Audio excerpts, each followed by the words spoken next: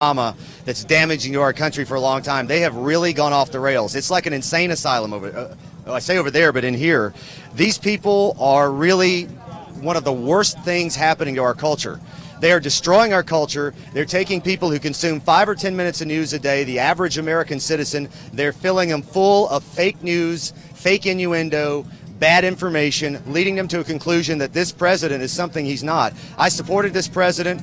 I still support this president, and they report 93% of what happens on CNN about President Trump is negative. They don't report that illegal border crossings are down 70–80%.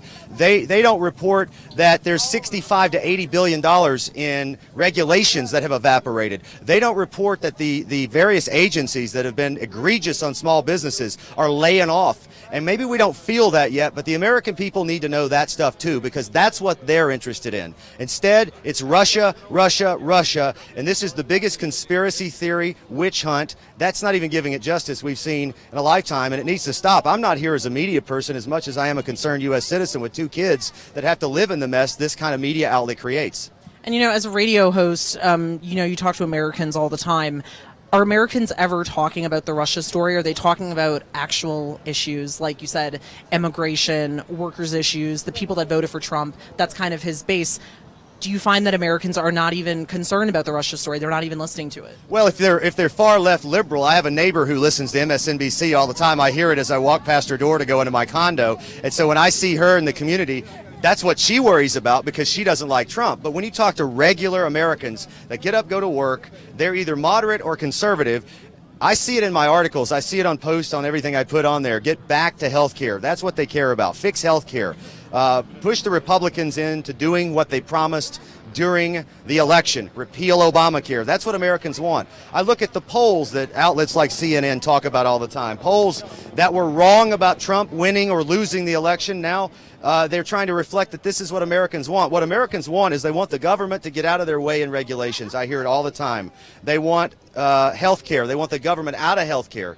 They want the government to lower their taxes. They want the government to work on security for this country, especially terrorism rather. And if you look at what's happening, in 6 months, Mosul has fallen, ISIS is on the run, they're crawling into caves, and no one, including fake news CNN, is talking about that. That is despicable.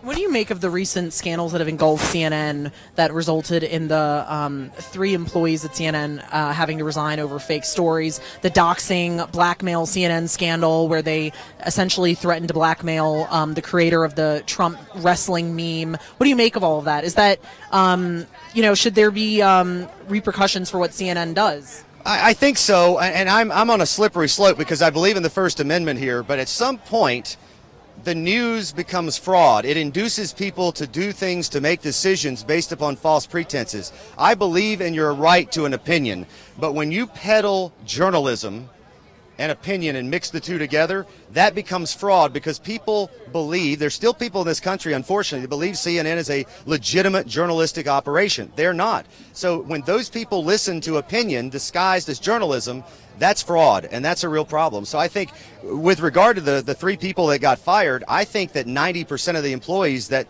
have any input into the news that goes on CNN or on their website could fall prey to that. Those 3 got fired because they got caught, and that became a big story. So we've got to make all of these fake news stories big stories, and more people at CNN will have their heads roll for lying to the American people. But it's only when they get caught that CNN brass polices those kind of people. And we're also here with Debbie Dooley, who's an organizer of the protest. Tell us about why you guys came out here today and everything. Well, we came out today to put fake news on notice that we, the people, are not going to take it anymore, and that we're going to stand up and we're going to defend President Trump. And if we need to meet the left and the resist movement in the street, we're prepared to take to the street to defend President Trump and his policies. CNN is ridiculous. Everyone out there, if you have AT&T, either internet or phone service, if you have AT&T